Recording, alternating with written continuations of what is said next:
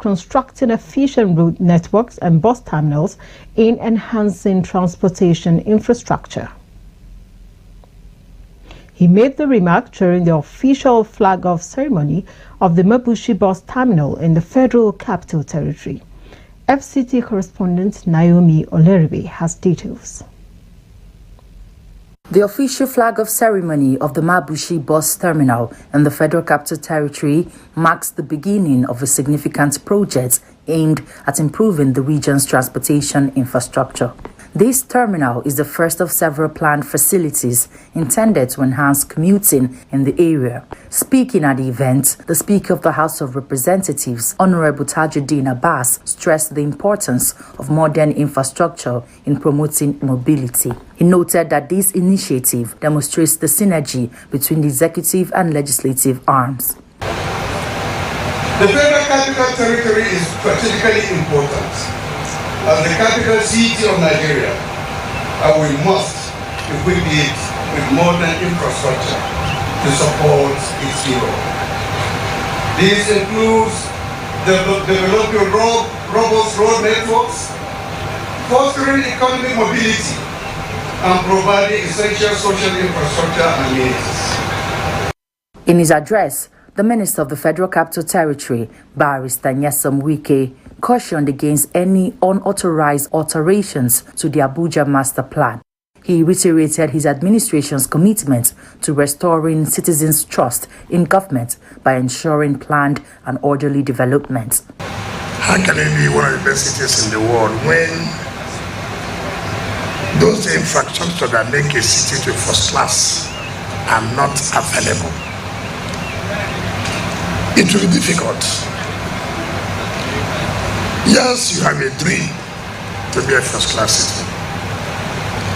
Yes, you have a dream to be one of the best cities in the world. But those dreams cannot be actualized if these things are not present. A city like Abuja does not have bus and taxi terminals. You see people on the road, taxis all over the place. And that, of course, is part of our insecurity problems. Some people talk about one chance. Why would there not be one chance when you don't even know the man you are entering his box or the taxi? This is the first official flag-off of bus terminals under Barrister Wike's administration. This event is part of the Abuja bus project that was approved by the Federal Executive Council in May this year. Other terminals are also expected to be flagged off in Kubo, Central Business District and Kwali this week. Naomi Oleribe, Adbn News.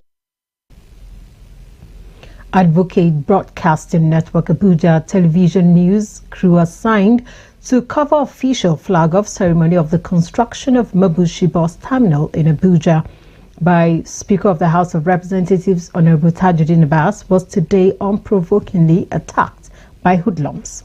The attack, which occurred after the ceremony was over, resulted in smashing of the station's official Toyota vehicle and attempt at snatching expensive broadcast equipment, as well as manhandling of the four-man crew.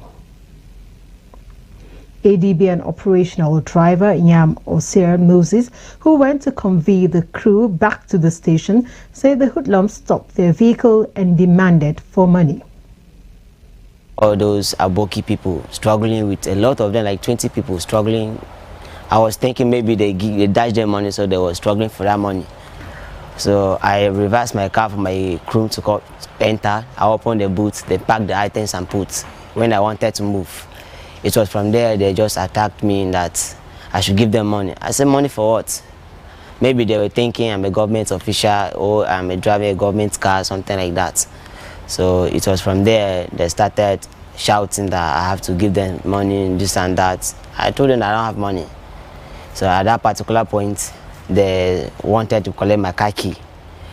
So I started to struggle with them for my car key. So they have to break my glass, my door glass.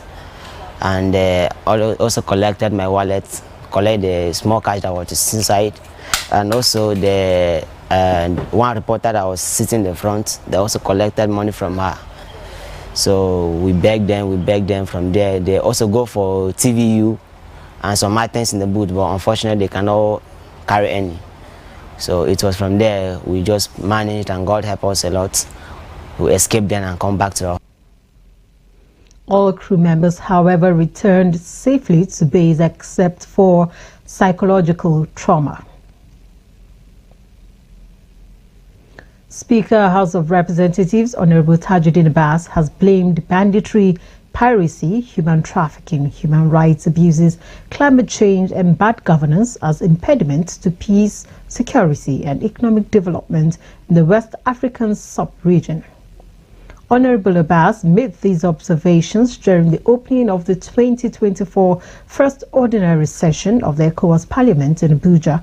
He stated that these challenges place a greater responsibility on the ECOWAS Parliament to continue carrying out its legislative functions with increased vigor, passion and commitment. Despite the myriad challenges confronting the sub-region, Honorable Abbas emphasized that the ECOWAS Parliament has remained strong, resolute and committed to promoting the ideals of democratic governance, economic integration, peace and security.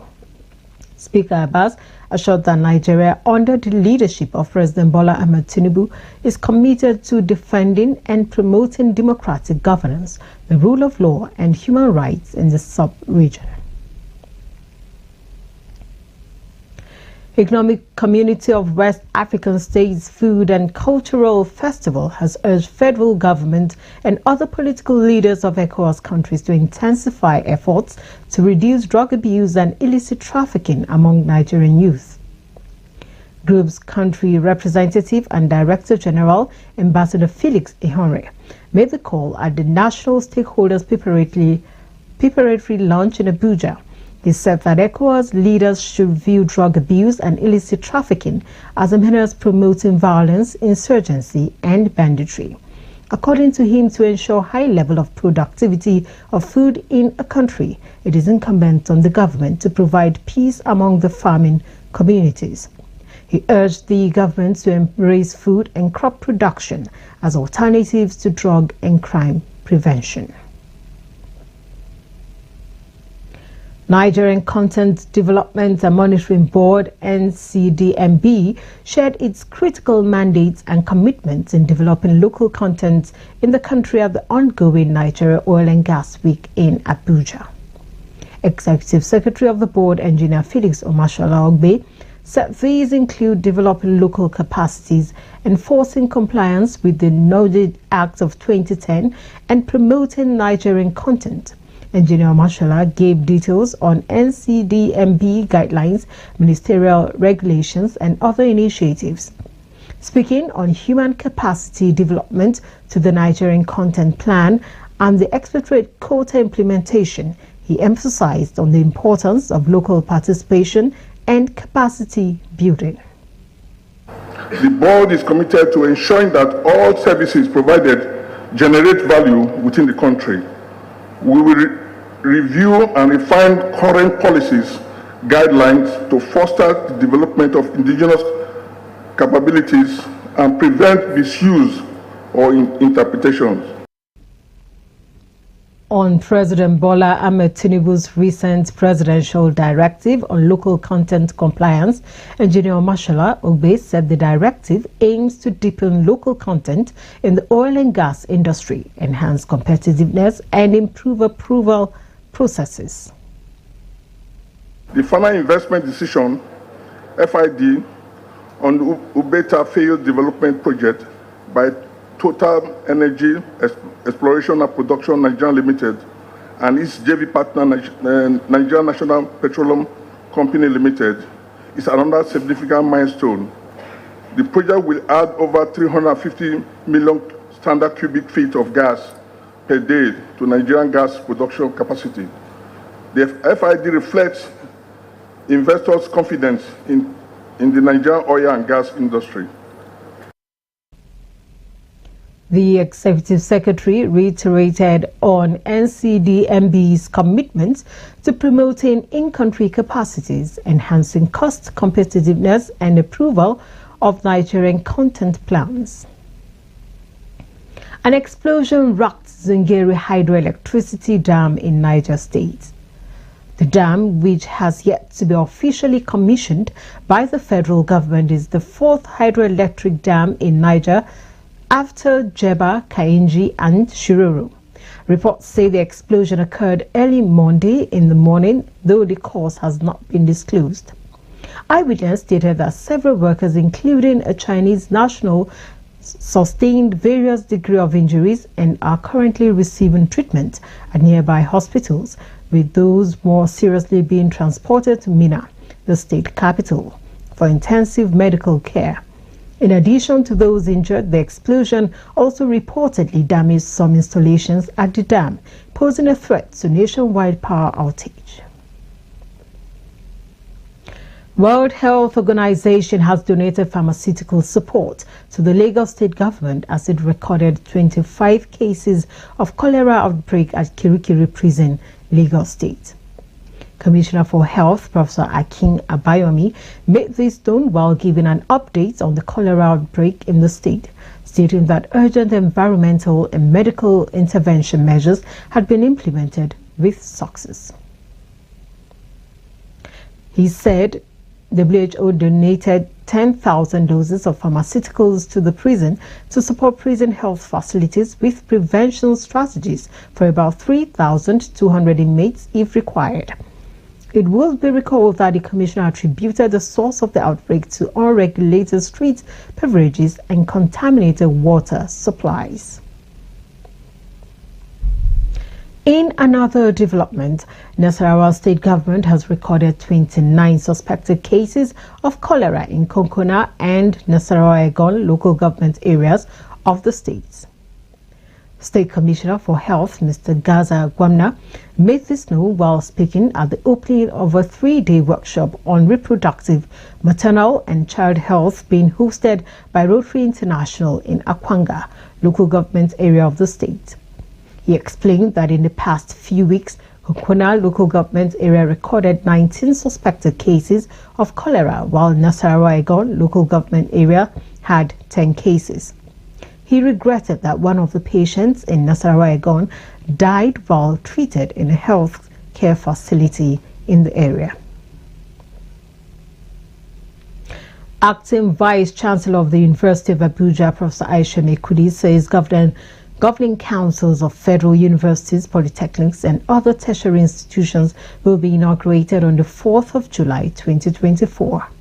She made this known while giving her acceptance speech today as she takes mantle of leadership of the institution. A total of 560 individuals were appointed to the governing council and boards of federal government-owned tertiary institutions. President Bola Tinubu approved the reconstitution of the governing councils and boards of federal universities, polytechnics and colleges of education. Permanent Secretary, General Services, Office of the Secretary of the Government of the Federation, Mr. Nnamdi Mbari, noted that the approval was given for the effective management of Nigerian tertiary institutions across the country.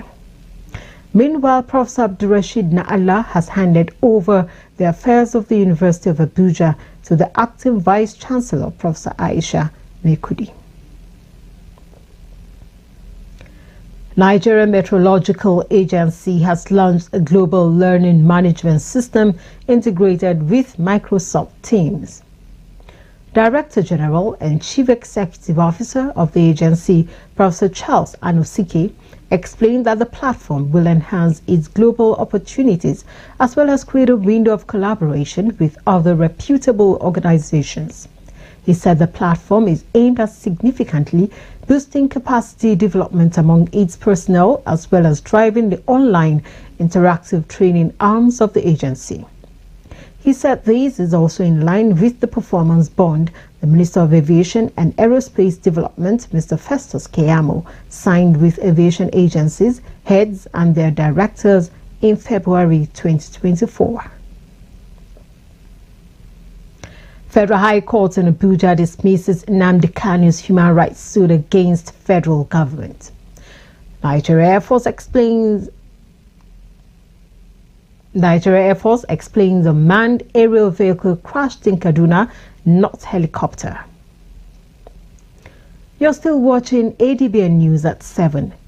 Watch us on DSTV channel 258 and on StarTimes channel 140, Avo TV app, Limex World TV app and Niger TV app. For more stories, visit our website on www.adbntv.com. Stay with us for more stories after the break. In a world of overwhelming voices where everyone has different opinion on different issues, it is important that we bring the core issue to the fore. Join me, Nancy Banigo, on Softline as we lend our voices to inform and influence your thoughts and actions. This is not just mere talk, it is an invocative program that touches the core of our existence.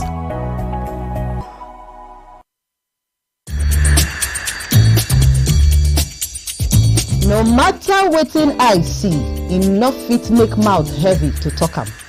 That's now why people they talk. You know wetin dey worry you, but you no go fit take help yourself. In this kind of situation now, what if they really no talk to Ona? Wetin be the way forward? They go bury our chairman on Thursday. We go remain here.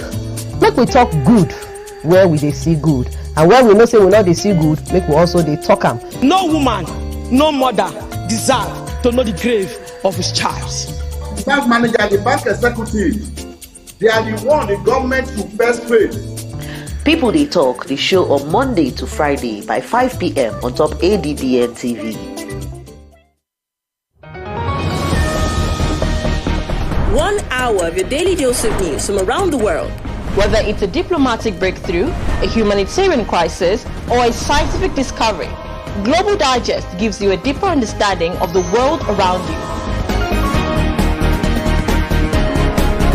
Join me, Alma Marcus. Let's stay ahead of the curve with conversations that are shaping our planet at 11 a.m. on DSTV, channel 258, and on StarTimes, channel 140. Global Digest, your window to the world's current affairs, only on Advocate Broadcasting Network. Federal High Court in Abuja has dismissed the fundamental human rights suit filed by the detained leader of the indigenous people of Biafra, Mr. Nnamdi Kanu, against the federal government. Mr. Kanu in the suit is seeking 1 billion naira in damages from the Attorney General of the Federation and the Department of State Services for alleged right violation. He claimed that the DSS and its Director General violated his right to a fair hearing by allegedly preventing his lawyers from having unhindered interactions with him where he is being detained in preparation for his defense in his criminal trial. Justice Omotosho held that Mr. Kanu failed to provide credible evidence to sustain his claims that his interactions with his lawyers were interfered with. Nigeria Air Force has explained that it is not a helicopter that crashed in Igabi local government area of Kaduna State. Spokesman Nigerian Air Force Edward Gapquet in a statement said it was an unmanned aerial vehicle and not a helicopter as earlier reported.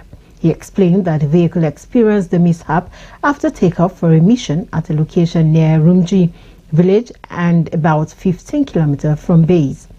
Since it is a manned vehicle, there were no casualties on board or on the ground. He said a preliminary investigation has commenced to ascertain what may have caused the mishap and assured that it will not hinder ongoing operations. 2 more victims of the bomb attacks in Goza town in Borno State have lost their lives while receiving treatment at the State Specialist Hospital in Maiduguri.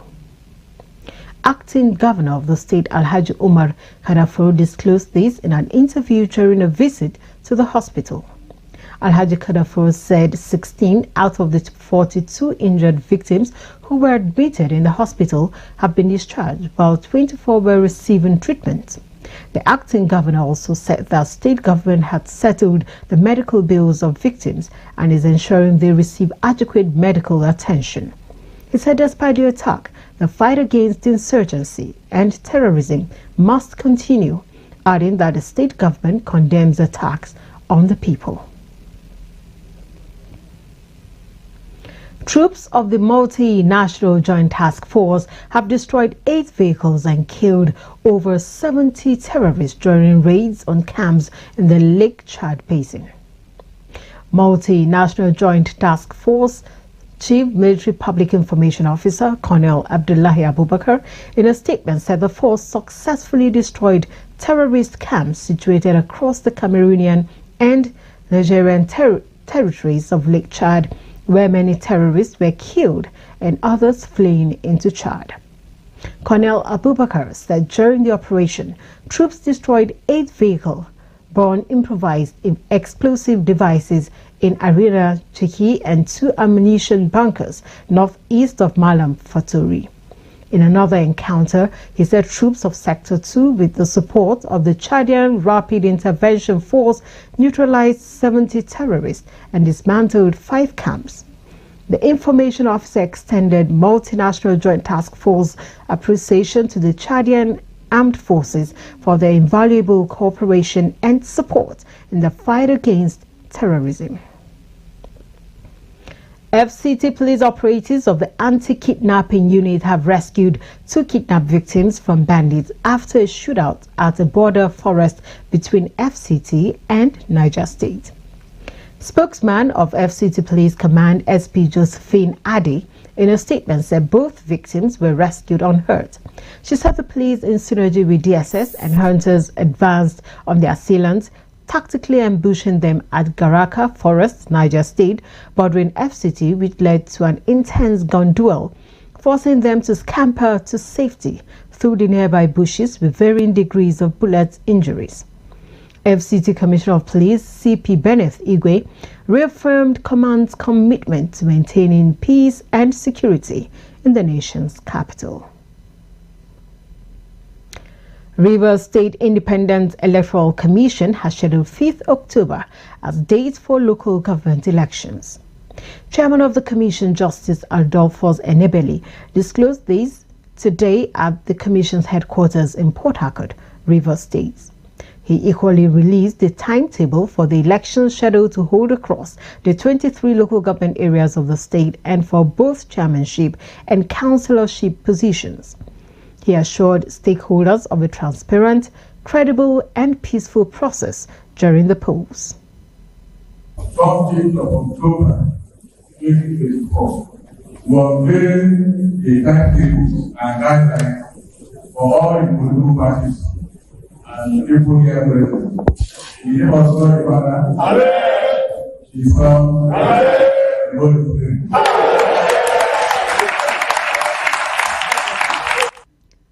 Part of the highlights of the meeting includes the unveiling of the timetable and guidelines for the upcoming local government elections in the state. More than 25 persons have lost their lives in an early morning traffic crash involving a trailer at Dangwero flyover along Kano Zaria Expressway in Kano State. The crash involved 90 persons who were loaded in the trailer with livestock, motorcycles and bags of maize. Spokesperson of the Federal Road Safety Corps, Kano State Sector Command, Alhaji Abdullahi Labaran, in a statement noted that 53 victims sustained injuries while 12 others were rescued unhurt. Sector Commander CC Ibrahim Abdullahi has warned drivers and motorists against the unsafe practice of transporting animals, goods and human beings concurrently. In another development, Federal Road Safety Corps Interagency Joint Task Force has apprehended 362 trailers conveying over 5,000 passengers on different highways across the country. FIRC spokesman Mr. Olusegun Ogungbemide in a statement explained that the joint task force comprised of the Nigerian Police Force, the Nigerian Security and Civil Defense Corps, state traffic management agencies, and transport unions. According to him, the JTF took off its operation in Niger, Bauchi, Taraba, and Kaduna states and later extended to some notorious corridors of the southern part of the country. He explained that the Corps had risen to the challenge of confronting bad road use behavior on all fronts in the last couple of months. National Agency for Food, Drug Administration and Control has sealed more than 100 shops in Ogbete Main Market, Enugu, for alleged dealing in suspected fake alcoholic beverages.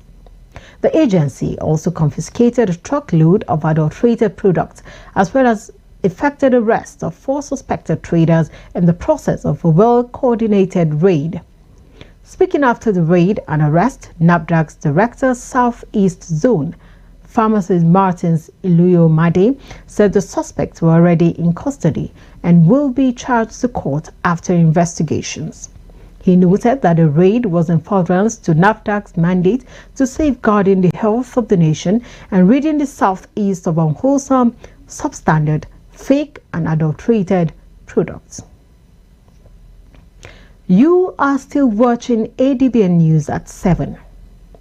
Watch us on DSTV channel 258, on Star Times channel 140, Avo TV app, Limex World TV app and Niger TV app. For more stories, visit our website on www.adbntv.com. Stay with us for more stories after the break. 1 hour of your daily dose of news from around the world.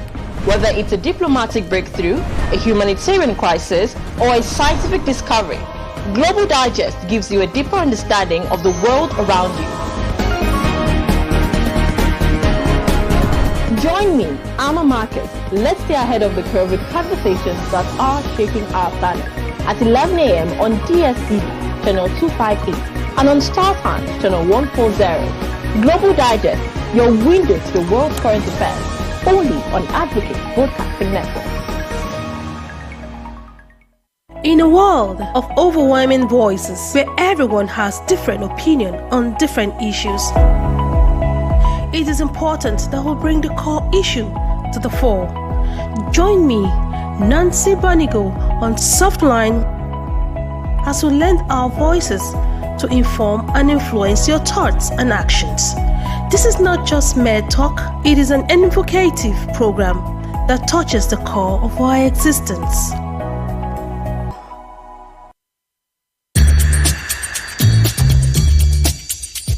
No matter wetin I see, enough fit make mouth heavy to talk am. That's now why people they talk. You know wetin dey worry you, but you no go fit take help yourself. In this kind of situation now, what if they really no talk to Ona? Wetin be the way forward? They go bury our chairman on Thursday. We go remain here.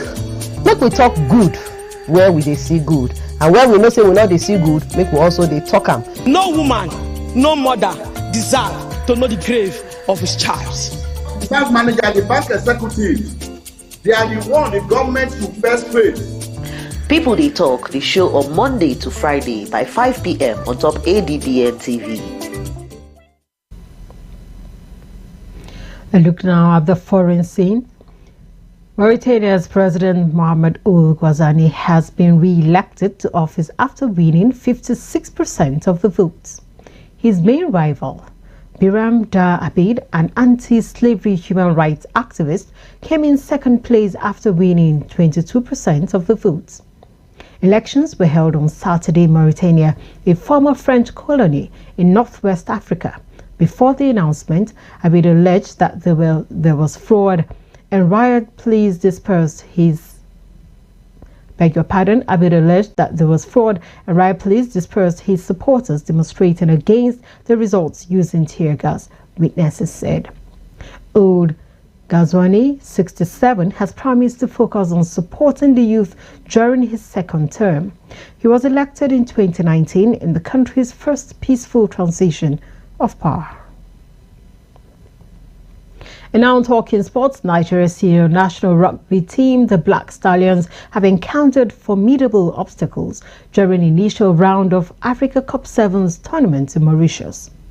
drawing to a competitive group alongside Kenya, Madagascar and host Mauritius, as well as being hampered by absence of key players such as Declan Nwachukwu and Olukolade Awobowale.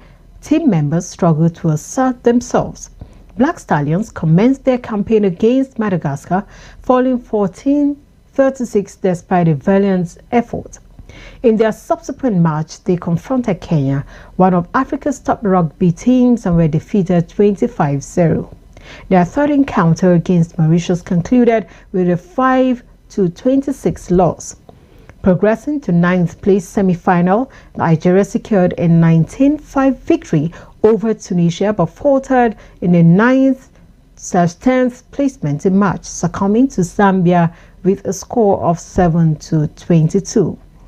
Following conclusion of first leg of tournament, President Nigeria Rugby Football Federation, Dr. Ademola Are, expressed confidence the Black Stallions will stage a resurgence in upcoming stages of the competition. And that's it on Adbn TV News. Remember to watch us live on DSTV channel 258, on Star Times channel 140, Avo TV app, Limex World TV app and Niger TV app.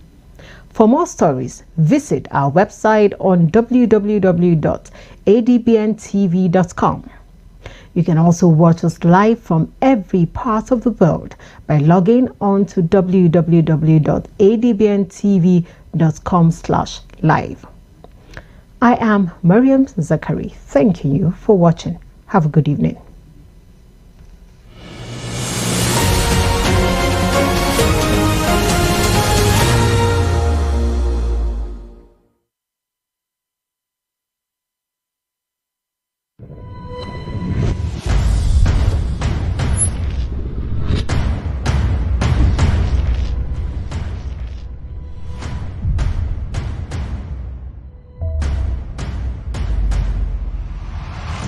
ADBN, Advocate Broadcasting Network.